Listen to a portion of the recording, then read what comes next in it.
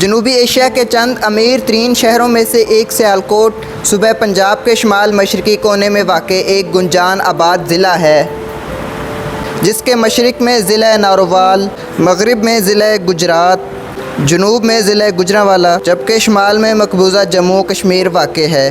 ضلع سیالکوٹ کی کل آبادی 38,93,672 نفوس پر مشتمل ہے اور اس میں 7 ٹاؤنز اور 2,348 دیہات شامل ہیں۔ ورکنگ باؤنڈری اسے مقبوضہ کشمیر کے ضلع جموں سے الگ کرتی ہے۔ 3,016 مربع کلومیٹر پر محیط ضلع سیالکوٹ رچنا دوآب کا ایک اہم اور زرخیز علاقہ ہے۔ کشمیر ہلز کی آغوش میں آباد اس ضلع کو ایک جانب سے نالہ ڈیک اور دوسری جانب سے دریائے چناب نے گھیر رکھا ہے۔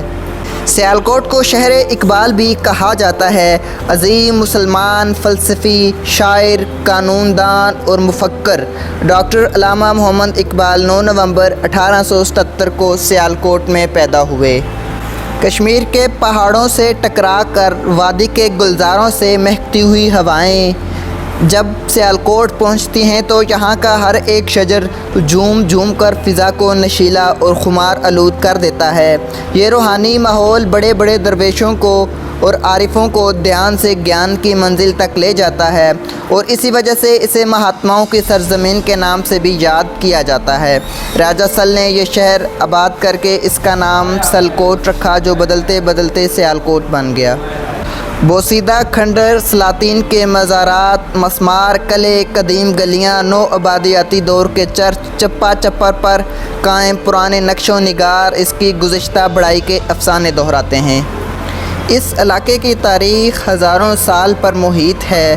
نہ صرف ہندو اور مسلمان بلکہ سکھوں، فارسیوں، افغانوں، ترکوں اور مغلوں نے بھی اس علاقے کی طرف ہجرت کی ہے۔ 18ویں صدی میں مغلیہ سلطنت کے زوال کے بعد سکھ مہاراجہ رنجیت سنگھ نے 40 سال تک اس علاقے پر اپنا قبضہ برقرار رکھا۔ آزادی کی تحریک شروع ہونے کے کافی عرصے بعد بھی سیالکوٹ پرامن رہا۔ بارڈر کے قریب ہونے کی وجہ سے سیالکوٹ کے علاقے کو بڑی اہمیت حاصل ہے۔ 1965 کی جنگ میں بھارت نے جموں کی طرف سے سیالکوٹ پر حملہ کر دیا۔ پاک فوج نے کامیابی سے شہر کا دفاع کیا اور سیالکوٹیوں نے بے جگری سے اپنی فوج کا ساتھ دیا۔ غیور شہری بھارتی ٹینکوں کے سامنے بم باندھ کے لیٹ گئے اور چنڈا کے محاذ کو بھارتی ٹینکوں کا قبرستان بنا دیا۔ یہ وہ محاذ ہے جہاں جنگ عظیم دوم کے بعد دنیا کی دوسری بڑی ٹینکوں کی لڑائی لڑی گئی۔ اہل سیالکوٹ کی بہادری کو سراہتے ہوئے حکومت پاکستان نے 1966 میں سیالکوٹ کے باسیوں کو حلال استقلال سے نوازا۔ اہلیان لاہور اور سرگودا کو بھی یہ اعزاز حاصل ہے۔ 1971 کی جنگ میں بھی سیالکوٹ کا بھرپور دفاع کیا گیا، یہاں تک کہ بھارتی علاقے چھمب سیکٹر پر پاک فوج کا قبضہ ہو گیا۔ 1991 میں ضلع سیالکوٹ کی ایک تحصیل نارووال کو الگ کر کے ضلع کا درجہ دے دیا گیا۔ ضلع سیالکوٹ میں پسرور، سمڑیال، ڈسکا اور سیالکوٹ کی تحصیلیں شامل ہیں۔ طبعی خد و خال سے سیالکوٹ کی زمین ہموار اور زرخیز ہے۔ ضلع کے شمال مغرب میں بجوات کا جنگلی حفاظتی علاقہ ہے، جو دریائے چناب اور اس کے معاون توی دریا کے درمیان ہے۔ دریائے چناب ضلع سیالکوٹ اور گجرات کے سرحد پر بہتا ہے۔ جموں کے پہاڑوں میں سے ایک چھوڑ بہتا یہ دریا سرحد کے اس پار چندر باغ کے نام سے بھی پکارا جاتا ہے۔ سرحد کے اس پار اسے چناب کا نام دیا گیا ہے۔ چناب کا نام چن اور آب سے مل کر بنا ہے، جس میں چن کا مطلب چاند اور آب کا مطلب پانی ہے۔ یہ دریائے چندرا اور دریائے باغ کے بالائی ہمالیہ میں ٹنڈی کے مقام پر ملاپ سے بنتا ہے۔ مرالا کے مقام پر اس کے سینے پر بم باندھا گیا، جسے مرالا ہیڈ ورکس کہا جاتا ہے۔ یہاں سے 2 بڑی نہریں مرالا راوی لنک کینال اور اپر چناب کینال کے نام سے نکالی گئی ہیں۔ 1968 میں بنایا گیا یہ بند ضلع کا ایک مشہور تفریحی مقام ہے۔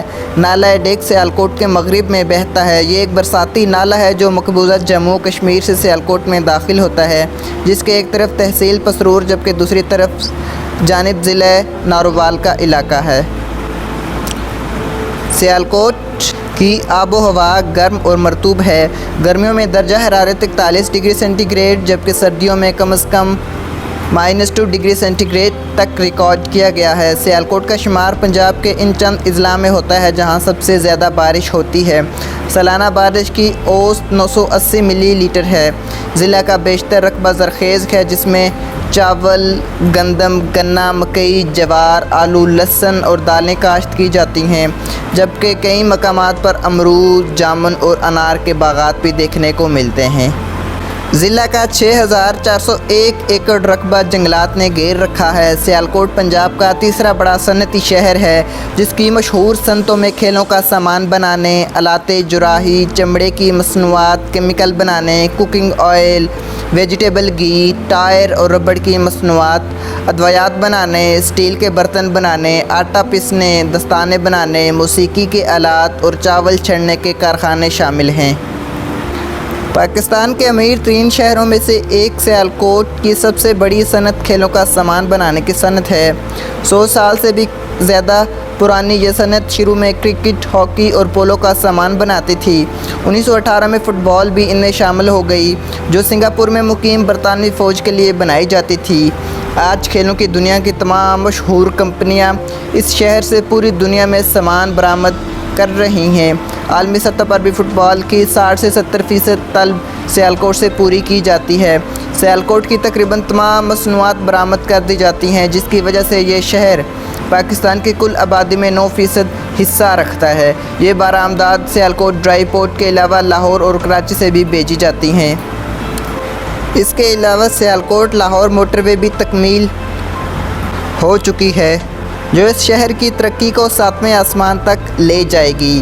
اقبال کے شاہینوں کی محنت اور لگن سے پاکستان کے نقشے پر ایک اور ایئرپورٹ سیالکوٹ ایئرپورٹ کے نام سے بھی ابھر کر سامنے آیا ہے۔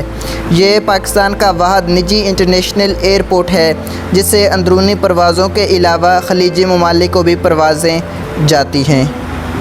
اقبال کے دیس کی سب سے بڑی پہچان خود شاعر مشرق علامہ محمد اقبال ہیں۔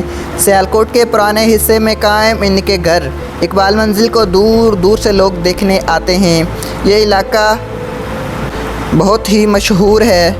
یہ گھر علامہ اقبال کی جائے پیدائش ضرور ہے مگر یہ مکان ان کے بھائی شیخ عطا محمد کے حصے میں آیا تھا، جبکہ سیالکوٹ ہی میں علامہ اقبال کے والد کا ایک اور مکان تھا جو علامہ اقبال کے حصے میں آیا تھا۔ 1971 میں حکومت نے پاکستان کے اس قومی شاعر کی جائے پیدائش کو قومی یادگار قرار دے کر یہ مکان شیخ عطا محمد کی اولاد سے خریدا تھا، مگر 9 مرلے کے اس 3 منزلہ مکان کی حالت بہت بوسیدہ تھی۔ اب اس عمارت کو حکومت پاکستان نے قومی ورثہ قرار دے دیا ہے اور نئے سرے سے اس کی تزئین و آرائش کی جا رہی ہے۔